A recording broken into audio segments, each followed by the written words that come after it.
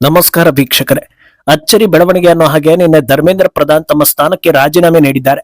ಈ ಹೊತ್ತಲ್ಲಿ ಒಂದು ಪತ್ರ ಬರೆದು ಅದರಲ್ಲಿ ಅವರು ಉಲ್ಲೇಖಿಸಿರೋ ವಿಚಾರಗಳು ಗಮನಿಸುವಂತಿವೆ. ಸಹಜವಾಗಿ ಇದು ನಮ್ಮ ಗೆಲುವು ಅಂತ ಜಿರಳೆಗಳು ಕುಣಿದು ಕುಪ್ಪಳಿಸಿವೆ. ಸಾಲದಕ್ಕೆ ಇನ್ನೂ ಒಂದಷ್ಟು ಡಿಮ್ಯಾಂಡ್ ಗಳನ್ನ ಮಾಡಿ ಇನ್ನು ಮುಂದೆ ಇನ್ನೂ ಒಂದಷ್ಟು ಜನರನ್ನ ರಾಜೀನಾಮೆ ಕೊಡಿಸ್ತೀವಿ ಅಂತ ಸವಾಲು ಹಾಕಿವೆ. ಆದ್ರೆ ಈಗ ನೈತಿಕತೆಯ ಸಂದರ್ಭ ಬಂದಿದ್ದು ಜಿರಳೆಗಳ ಮುಂದೆ ಹಲವು ಸವಾಲುಗಳಿವೆ. ಇನ್ನೊಂದು ದಿಕ್ಕಲ್ಲಿ ಕಾಂಗ್ರೆಸ್ ಕೂಡ ಇದರ ಕ್ರೆಡಿಟ್ ಅನ್ನ ತೆಗೆದುಕೊಳ್ಳೋದಕ್ಕೆ ಯತ್ನಿಸ್ತಾ ಇದೆ. ಆದ್ರೆ ಇದು ಇಲ್ಲಿಗೆ ಮುಗಿದಿಲ್ಲ. ಇನ್ನೊಂದು ಕಥೆಯ ಆರಂಭನ ಅನ್ನೋ ಪ್ರಶ್ನೆ ಶುರುವಾಗಿದೆ. ನೀಟ್ ಪರೀಕ್ಷೆ ಪೇಪರ್ ಲೀಕ್ ಹಾಗೂ ದೆಹಲಿಯ ಹೋರಾಟ, ಪ್ರಧಾನ್ ರಾಜೀನಾಮೆ, ಇಷ್ಟು ವಿಚಾರಗಳಲ್ಲಿ ಕೇಂದ್ರ ಸರ್ಕಾರ ಮಂಡಿಯೂರಿದ್ದು ನಿಜಾನ ಅಥವಾ ಗೆದ್ದಿದ್ದೇ ಮೋದಿ ಅಂಡ್ ಟೀಮಾ ಅನ್ನೋ ಚರ್ಚೆ ಕೂಡ ನಡೀತಾ ಇದೆ. ಇದೆಲ್ಲವನ್ನ ಒನ್ ಬೈ ಒನ್ ವಿವರಿಸ್ತಾ ಹೋಗ್ತೀವಿ. ಈ ವಿಡಿಯೋವನ್ನ ತಪ್ಪದೆ ಕೊನೆ ತನಕ ನೋಡಿ. ಅದಕ್ಕೂ ಮುನ್ನ ಮೀಡಿಯಾ ಮಾನ್ಸ್ಟರ್ ಚಾನೆಲ್ ನ ತಪ್ಪದೆ ಸಬ್ಸ್ಕ್ರೈಬ್ ಮಾಡಿ. ಎಸ್, ಒಂದು ಜಾಗದಲ್ಲಿ ಕೊಲೆ ನಡೆದಿದೆ. ಆ ಹೊತ್ತಲ್ಲಿ ಒಬ್ಬ ವ್ಯಕ್ತಿ ಆ ಜಾಗದಲ್ಲಿ ಓಡಾಡಿದ್ದಾನೆ. ಆದ್ರಿಂದ ಆತನೇ ಕೊಲೆಗಾರ ಅಂತ 10 ಜನರು ಹೇಳ್ತಾರೆ. ನಂತರ 100 ಜನರು ಅದನ್ನೇ ಹೇಳ್ತಾರೆ. 1000 ಜನರು ಅದನ್ನೇ ಹೇಳ್ತಾರೆ. ಇಡೀ ದೇಶವೇ ಅವನನ್ನ ಬೊಟ್ಟು ಮಾಡೋ ರೀತಿ ಪ್ರಚಾರ ಆಗುತ್ತೆ. ಅಲ್ಲಿಗೆ ಆತ ಕೊಲೆಗಾರ ಅನ್ನೋದೇ ಫೈನಲ್ ಅಂತ ಕೇಳಿದ್ರೆ ತನಿಖೆ ಅನ್ನೋ ಪದಕ್ಕೆ ಮರ್ಯಾದೆಯೇ ಹೋಗುತ್ತೆ. ಆದ್ರೆ ನೀಟ್ ವಿಚಾರದಲ್ಲಿ ನೇರವಾಗಿ ಧರ್ಮೇಂದ್ರ ಪ್ರಧಾನ್ ಟಾರ್ಗೆಟ್ ಆದ್ರು. ಅಲ್ಲಿಗೆ ಮುಗಿಯದೆ ಅಮಿತ್ ಶಾ, ಪ್ರಧಾನಿ ಮೋದಿ ಕೂಡ ರಾಜೀನಾಮೆ ಕೊಡ್ಬೇಕು ಅನ್ನೋ ಮಟ್ಟಕ್ಕೆ ಹೋಯ್ತು. ದೊಡ್ಡ ಹಂಗಾಮ ನಡೀತು. ದೇಶ ವಿರೋಧಿ ಚಟುವಟಿಕೆಗಳೆಲ್ಲ ನಡೀತಾ ಇರೋ ಹೋರಾಟಕ್ಕೆ ಸರ್ಕಾರ ಮಣಿಯುತ್ತಾ ಅಂತ ಯೋಚಿಸೋ ಹೊತ್ತಲ್ಲೇ ಧರ್ಮೇಂದ್ರ ಪ್ರಧಾನ್ ರಾಜೀನಾಮೆ ಮೂಲಕ ಹೊಸ ಟ್ವಿಸ್ಟ್ ಅನ್ನ ಕೊಟ್ಟಿದ್ದಾರೆ.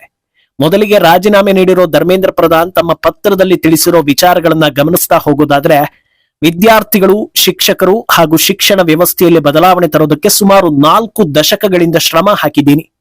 ವಿದ್ಯಾರ್ಥಿಗಳು, ಶಿಕ್ಷಣದ ಆಕಾಂಕ್ಷಿಗಳು, ದೊಡ್ಡ ದೊಡ್ಡ ಕನಸು ಹೊತ್ತಿರೋ ಭಾರತೀಯ ವಿದ್ಯಾರ್ಥಿಗಳ ಮೇಲೆ ನನಗೆ ಅಪಾರ ಗೌರವ, ಕಾಳಜಿ ಇದೆ. ಆದ್ರೆ ಅನಿರೀಕ್ಷಿತವಾಗಿ ನಡೆದ ನೀಟ್ ಪೇಪರ್ ಲೀಕ್ ಪ್ರಕರಣ ಎಲ್ಲರನ್ನೂ ದಿಗ್ಭ್ರಮೆಗೊಳಿಸಿತ್ತು.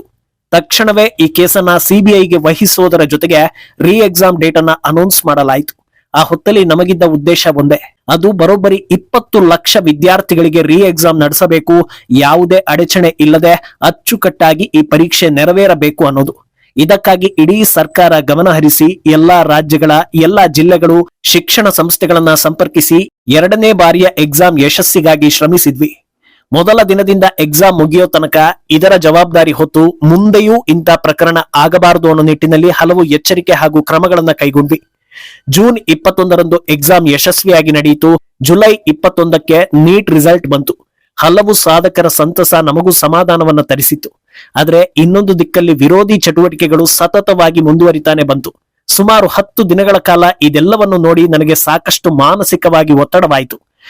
ನೋಡ್ತಾ ಇದ್ದ ಹಾಗೆ ವಿದ್ಯಾರ್ಥಿಗಳ ಜೊತೆಗೆ ಆಂಟಿ ನ್ಯಾಷನಲ್ ಹಾಗೂ ಇತರೆ ರಾಜಕೀಯ ಶಕ್ತಿಗಳು ಸೇರಿಕೊಂಡ್ವು. ಪ್ರಜಾಪ್ರಭುತ್ವದ ಬಗ್ಗೆ ನಂಬಿಕೆ ಹೊಂದಿರೋ ನಾನು ವಿದ್ಯಾರ್ಥಿಗಳ ಮೇಲೂ ಕಾಳಜಿ ಹೊಂದಿದ್ದೀನಿ. ಅವರು ಕೇವಲ ದೇಶದ ಭವಿಷ್ಯ ಮಾತ್ರವಲ್ಲ, ನಮ್ಮ ದೇಶದ ಬಲವೇ ಅವರು. ಆದ್ರೆ ಈ ಸಮಸ್ಯೆಯ ಬಗ್ಗೆ ತಿಳಿಯದೆ ಅವರು ಜಾಲಕ್ಕೆ ಸಿಲುಕಿ ಅವರ ಜೀವನ ಹಾಗೂ ಸಮಯವನ್ನ ಹಾಳು ಮಾಡ್ಕೊಡೋದಕ್ಕೆ ಆಸ್ಪದ ಕೊಡಬಾರದು ಅನ್ನೋ ಕಾರಣಕ್ಕೆ ರಾಜೀನಾಮೆಯೇ ಸೂಕ್ತ ಅನ್ನೋ ನಿರ್ಧಾರವನ್ನ ಕೈಗೊಂಡಿದ್ದೀನಿ ಅನ್ನೋದನ್ನ ಧರ್ಮೇಂದ್ರ ಪ್ರಧಾನ್ ತಿಳಿಸಿದ್ದಾರೆ. ಇದರ ಬೆನ್ನಲ್ಲೇ ದೊಡ್ಡ ಜಿರಳೆ ಕುಣಿದು ಕುಪ್ಪಳಿಸಿ ಸಂಭ್ರಮಿಸ್ತಾನೆ. ನಮ್ಮಿಂದ ಕ್ರಾಂತಿಯಾಗಿದೆ, ಕೊನೆಗೂ ಸರ್ಕಾರ ನಮ್ಮ ಮುಂದೆ ಮಂಡಿಯೂರಿದೆ ಅಂತ ಸಂತಸ ವ್ಯಕ್ತಪಡಿಸಿದ್ದಾನೆ. ಹಾಗೆ ಮುಂದುವರೆದು ಇಷ್ಟಕ್ಕೆ ಬಿಡೋದಿಲ್ಲ, ನಮಗೆ ಇನ್ನೂ ಒಂದಷ್ಟು ಡಿಮ್ಯಾಂಡ್ಗಳಿವೆ. ಹೋರಾಟಗಾರರ ಮೇಲೆ ಹಾಕಿರೋ ಕೇಸ್ಗಳನ್ನ ತೆಗಿಬೇಕು, ಮೃತರ ಕುಟುಂಬಕ್ಕೆ ತಲಾ 1 ಕೋಟಿಯನ್ನ ಕೊಡಬೇಕು. ಅಷ್ಟೇ ಅಲ್ಲ, ದೆಹಲಿ ಪೊಲೀಸರು ಹಾಗೂ ರಕ್ಷಣಾ ಸಿಬ್ಬಂದಿ ನಮಗೆ ತಲೆಬಾಗಿ ಕ್ಷಮೆ ಕೇಳಬೇಕು. ನಮ್ಮ ಉಳಿದ ಡಿಮ್ಯಾಂಡ್ಗಳನ್ನ ಈಡೇರಿಸೋ ತನಕ ನಾವು ಇಲ್ಲಿಂದ ಹೋಗೋದಿಲ್ಲ ಅಂತ ಸವಾಲ್ ಹಾಕಿದ್ದಾನೆ. ಇದು ಹೇಗೆ ಎಫೆಕ್ಟ್ ಕೊಡುತ್ತೆ ಅನ್ನೋದನ್ನ ಹೇಳೋದಕ್ಕೆ ಮುಂಚೆ ಈ ಗೆಲುವಿಗೆ ದೊಡ್ಡ ಜಿರಳೆ ಅಭಿಜಿತ್ ಅರ್ಹನ ಅನ್ನೋದನ್ನ ಮೊದಲು ನೋಡ್ಬೇಕಾಗತ್ತೆ. ಯಾಕಂದ್ರೆ ಉಪವಾಸ ಮಾಡಿದ್ದು ಸೋನಂ ವಾಂಗ್ಚುಕ್, ಕಲ್ಲೆಸೆದಿದ್ದು ಕಂಡೋರ ಮಕ್ಕಳು, ಸಮೋಸ ತಿಂದಿದ್ದು ಮಾತ್ರ ಈತ. ಆದ್ರೆ ಈಗ ಹೈಲೈಟ್ ಆಗ್ತಾ ಇರೋದು ಇದೇ ಅಭಿಜಿತ್ ದೀಪ್ಗೆ. ಹೋರಾಟ ಶುರು ಮಾಡಿದಾಗ ಇದ್ದಿದ್ದು 2 ಡಿಮ್ಯಾಂಡ್. ಒಂದು ಧರ್ಮೇಂದ್ರ ಪ್ರಧಾನ್ ರಾಜೀನಾಮೆ, ಇನ್ನೊಂದು ಮೃತ ವಿದ್ಯಾರ್ಥಿಗಳಿಗೆ ಪರಿಹಾರ. ಆಮೇಲೆ ಹೋರಾಟದ ವೇದಿಕೆಯಲ್ಲಿ ನಡೆದಿದ್ದು ಆಂಟಿ ಇಂಡಿಯನ್ ಹಾಗೂ ಆಂಟಿ ಹಿಂದೂ ಚಟುವಟಿಕೆಗಳು. ನಂತರ ಸೋನಂ ವಾಂಗ್ಚುಕ್ ಎಂಟ್ರಿ ಹಾಗೂ ಉಪವಾಸ. ಸೋನಂ ಜೊತೆ ಮಾತುಕತೆ ಯಶಸ್ವಿಯಾದ ಬಳಿಕ ಜಿರಳೆಗಳ ಜೊತೆ ಮಾತುಕತೆ. ಧರ್ಮೇಂದ್ರ ಪ್ರಧಾನ್ ರಾಜೀನಾಮೆ ಕೊಟ್ರೆ ಮಾತ್ರ ನಾವು ಹೋರಾಟ ನಿಲ್ಲಿಸ್ತೀವಿ ಅಂತ ಯಾವ ಬಾಯಲ್ಲಿ ದೀಪ್ಗೆ ಹೇಳಿದ್ನೋ, ಈಗ ರಾಜೀನಾಮೆ ಬಳಿಕವೂ ಅದೇ ಬಾಯಲ್ಲೇ ಇನ್ನೊಂದಷ್ಟು ಡಿಮ್ಯಾಂಡ್ ಗಳನ್ನ ಮಾಡ್ತಾ ಇದ್ದಾನೆ. ಮಾರಲ್ ಆಫ್ ದ ಸ್ಟೋರಿ ಏನಂದ್ರೆ, ವಿದ್ಯಾರ್ಥಿಗಳ ಹೋರಾಟಕ್ಕೆ ಬೆಲೆ ಕೊಟ್ಟು ವಿದ್ಯಾರ್ಥಿಗಳ ಸಮಸ್ಯೆ ಬಗೆಹರಿಸೋದಕ್ಕೆ ನಾವು ಬದ್ಧರಾಗಿದ್ದೀವಿ ಅನ್ನೋದನ್ನ ಹೇಳಿ ಕೊನೆಗೂ ಹೋರಾಟ ನಿಲ್ಲಿಸೋ ಸಲುವಾಗಿ ಧರ್ಮೇಂದ್ರ ಪ್ರಧಾನ್ ರಾಜೀನಾಮೆ ಕೊಡಿಸಿ ಸರ್ಕಾರ ಮಾತು ಉಳಿಸಿಕೊಳ್ತು. ಆದ್ರೆ ಒಂದರ ನಂತರ ಒಂದು ಡಿಮ್ಯಾಂಡ್ ಮಾಡ್ತಾ ಆಡಿದ ಮಾತನ್ನ ತಪ್ಪಿ ಜಿರಳೆಗಳು ಮೊಂಡಾಟವನ್ನ ಮೆರಿತಾ ಇವೆ ಅನ್ನೋದು. ಆದ್ರೆ ಅದರ ಬೆನ್ನಲ್ಲೇ ಅಚಾನಕ್ ಆಗಿ ಮತ್ತೊಂದು ಪ್ರೆಸ್ ಮೀಟ್ ನಡೆಯುತ್ತೆ. ಅದರಲ್ಲಿ ಅಭಿಜಿತ್ ದೀಪ್ಗೆ ಇರೋದಿಲ್ಲ, ಬದಲಾಗಿ ಎರಡನೇ ದೊಡ್ಡ ಜಿರಳೆ ಸೌರವ್ ದಾಸ್ ಇರ್ತಾನೆ. ಪಕ್ಕದಲ್ಲಿ ಸಚಿವ ನಡ್ಡಾ ಕೂಡ ಇರ್ತಾರೆ. ಸರ್ಕಾರ ನಮ್ಮ ಡಿಮ್ಯಾಂಡ್ ಗಳನ್ನ ಪೂರೈಸಿರೋದ್ರಿಂದ ನಾವು ಈ ಕೂಡಲೇ ಹೋರಾಟವನ್ನ ಹಿಂಪಡಿತಾ ಇದ್ದೀವಿ ಅಂತ ಸೌರವ್ ದಾಸ್ ಸ್ಪಷ್ಟನೆ ಕೊಡ್ತಾನೆ. ಆದ್ರೆ ದೀಪ್ಗೆ ಕತೆ ಏನು ಅನ್ನೋದಕ್ಕೆ ಆ ಕ್ಷಣದಲ್ಲಿ ಕ್ಲಾರಿಟಿ ಸಿಗೋದಿಲ್ಲ. ಇನ್ನು ಈಗ ನೈತಿಕತೆ ಪ್ರಶ್ನೆ ಶುರುವಾಗಿದೆ ಅನ್ನೋದನ್ನ ಹೇಳಿದ್ವಿ. ಅದೇನು ಅಂದ್ರೆ ಪಂಜಾಬ್ ಹಾಗೂ ಇತರೆ ರಾಜ್ಯಗಳಲ್ಲಿ ಆಗಿರೋ ಪೇಪರ್ ಲೀಕ್ ಸಂಬಂಧ ಅಲ್ಲಿನ ಸರ್ಕಾರಗಳ ವಿರುದ್ಧವೂ ದೀಪ್ಗೆ ಇದೇ ರೀತಿ ಹೋರಾಟ ಮಾಡ್ತಾನ ಅನ್ನೋದು. ಯಾಕಂದ್ರೆ ಅವರು ಕೂಡ ವಿದ್ಯಾರ್ಥಿಗಳೇ, ಆದ್ರೆ ಸರ್ಕಾರಗಳು ಬೇರೆ ಇವೆ. ಪಂಜಾಬ್ನಲ್ಲಿ ಆಮ್ ಆದ್ಮಿ ಹಾಗೂ ಹಿಮಾಚಲದಲ್ಲಿ ಕಾಂಗ್ರೆಸ್ ಸರ್ಕಾರ ಇದೆ. ಅಲ್ಲೂ ಕೂಡ ಹೀಗೆ ಹೋರಾಡಿ ಶಿಕ್ಷಣ ಸಚಿವರ ರಾಜೀನಾಮೆ ಕೊಡಿಸಿದ್ದೇ ಹೌದಾದ್ರೆ ಅಭಿಜಿತ್ಗೆ ಯಾವುದೇ ಫಾರಿನ್ ಫಂಡ್ ಬಂದಿಲ್ಲ, ಆತನ ಬೆನ್ನಿಗೆ ವಿದೇಶಿ ದುಷ್ಟಶಕ್ತಿಗಳು ನಿಂತು ಕೆಲಸ ಮಾಡಿಸ್ತಾ ಇಲ್ಲ, ಆತನಿಗೂ ಕಾಂಗ್ರೆಸ್ ಹಾಗೂ ಕೇಜ್ರಿವಾಲ್ಗೂ ಸಂಬಂಧ ಇಲ್ಲ, ಈತ ಬಂದಿದ್ದೇ ಗಲಭೆ ಎಬ್ಬಿಸಿ ದೇಶವನ್ನ ಹಾಳು ಮಾಡೋದಕ್ಕೆ ಅಲ್ವೇನೋ ಅನ್ನೋ ನಂಬಿಕೆ ಸ್ವಲ್ಪ ಮಟ್ಟದಲ್ಲಿ ಹೆಚ್ಚಾಗುತ್ತೆ. ಇಲ್ಲ ಅಂದ್ರೆ ಹೇಳೋದೇ ಬೇಡ, 10ರಲ್ಲಿ 11 ಅನ್ನೋ ಹಾಗೆ ಸಾಮಾನ್ಯ ಜ್ಞಾನ ಇರುವವರು ವಿಪಕ್ಷಗಳ ಮೇಲೆ ಇನ್ನೂ ಅಸಹ್ಯ ಪಡೋ ಸಾಧ್ಯತೆ ಇದೆ.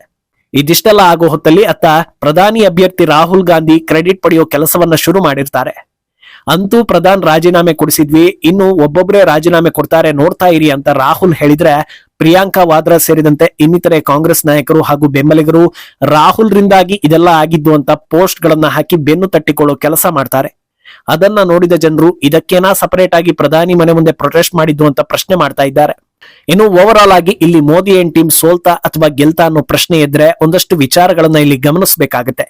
ಕಳೆದ 72 ಗಂಟೆಗಳಲ್ಲಿ ವಿದ್ಯಾರ್ಥಿಗಳಿಗಾಗಿ ಕೇಂದ್ರ ಸರ್ಕಾರ ತೆಗೆದುಕೊಂಡ ನಿಲುವುಗಳು, ಶಿಕ್ಷಣ ಸಚಿವಾಲಯದ ಸೆಕ್ರೆಟರಿ ಬದಲಾವಣೆ, ಪೇಪರ್ ಲೀಕ್ ಮಾಡುವವರಿಗೆ 10 ಕೋಟಿ ದಂಡ ಹಾಗೂ 10 ವರ್ಷ ಜೈಲು ಶಿಕ್ಷೆ, 47 NTA ಅಧಿಕಾರಿಗಳ ನಿರ್ಮೂಲನೆ, ಫಾಸ್ಟ್ ಟ್ರ್ಯಾಕ್ ಕೋರ್ಟ್ಗಳ ಸ್ಥಾಪನೆ, ಶಾಂತಿಯುತವಾಗಿ ಹೋರಾಟ ಮಾಡಿದ್ದ ವಿದ್ಯಾರ್ಥಿಗಳ ಮೇಲಿನ ಕೇಸ್ ವಾಪಸ್, ಮೃತ ವಿದ್ಯಾರ್ಥಿಗಳ ಕುಟುಂಬಕ್ಕೆ 1 ಕೋಟಿ ರು ಪರಿಹಾರ ಹಾಗೂ ಅಂತಿಮವಾಗಿ ಈಗ ಧರ್ಮೇಂದ್ರ ಪ್ರಧಾನ್ ರಾಜೀನಾಮೆ. ಎಲ್ಲೂ ಕೂಡ ವಿದ್ಯಾರ್ಥಿಗಳ ವಿಷಯದಲ್ಲಿ ಕಾಂಪ್ರಮೈಸ್ ಆಗಿಲ್ಲ, ಭರವಸೆಯನ್ನ ಉಳಿಸಿಕೊಂಡಂತೆ ಕಾಣಿಸ್ತಾ ಇದೆ. ಮಂಡಿಯೂರಿದ್ರ ಅಂತ ಕೇಳಿದ್ರೆ ಹೌದು, ವಿದ್ಯಾರ್ಥಿಗಳ ಮುಂದೆ ಮಂಡಿಯೂರಿದ್ದಾರೆ. ಹಿನ್ನಡೆ ಆಯ್ತಾ ಅಂತ ಕೇಳಿದ್ರೆ ಅದಕ್ಕೆ ಉತ್ತರ ಕೊಡೋದಕ್ಕೆ ಕೆಲ ದಿನಗಳು ಬೇಕಾಗೋ ಸಾಧ್ಯತೆ ಇದೆ. ಯಾಕಂದ್ರೆ ಪ್ರೊಟೆಸ್ಟ್ ಹಿಂಪಡೆದಿರೋದ್ರಿಂದ ವಿದ್ಯಾರ್ಥಿಗಳು ಮನೆ ಕಡೆಗೆ ನಡೆದಿದ್ದಾರೆ. ಇದಾದ ಬಳಿಕವೂ ಪ್ರತಿಭಟನಾ ಸ್ಥಳದಲ್ಲಿ ಯಾರಾದ್ರೂ ಇದ್ರೆ ಅವರು ಒರಿಜಿನಲ್ ವಿದ್ಯಾರ್ಥಿ ಆಗಿರೋದಕ್ಕೆ ಸಾಧ್ಯವೇ ಇಲ್ಲ. ಗಲಭೆಯ ದೃಶ್ಯಗಳನ್ನ ವೀಕ್ಷಿಸಿ ಲಿಸ್ಟ್ ರೆಡಿಯಾಗಿದ್ದು ಹಾಳಾಗಿರುವ ಸಾರ್ವಜನಿಕ ಆಸ್ತಿ ಪಾಸ್ತಿಗಳನ್ನ ಹೇಗೆ ರಿಕವರ್ ಮಾಡಿಕೊಳ್ತಾರೆ ಅನ್ನೋದು ಸದ್ಯಕ್ಕಿರೋ ಕುತೂಹಲ. ಅಲ್ಲದೆ ಈಗ ದೀಪ್ಗೆ ಕತೆ ಏನು ಅನ್ನೋದು ಕೂಡ ಗಮನ ಸೆಳೀತಾ ಇದೆ. ಯಾಕಂದ್ರೆ ಎಲ್ಲಾ ಮುಗಿಸಿ ವಾಪಸ್ ಅಮೆರಿಕಕ್ಕೆ ಓಡ್ತಾನ ಅಥವಾ ಇಲ್ಲೇ ಇನ್ಯಾವುದಾದ್ರೂ ಹೋರಾಟ ಶುರು ಮಾಡ್ತಾನ ಅನ್ನೋ ಚರ್ಚೆ ನಡೀತಾ ಇದೆ. ಈ ಬಗ್ಗೆ ನಿಮ್ಮ ಅಭಿಪ್ರಾಯವನ್ನ ತಪ್ಪದೆ ಕಮೆಂಟ್ ಮೂಲಕ ತಿಳಿಸಿ. ये पहला विकेट है, यहां नहीं रुकेंगे, अब तो बस शुरुआत हुई है, अभी तो बस शुरुआत हुई है. मैं सभी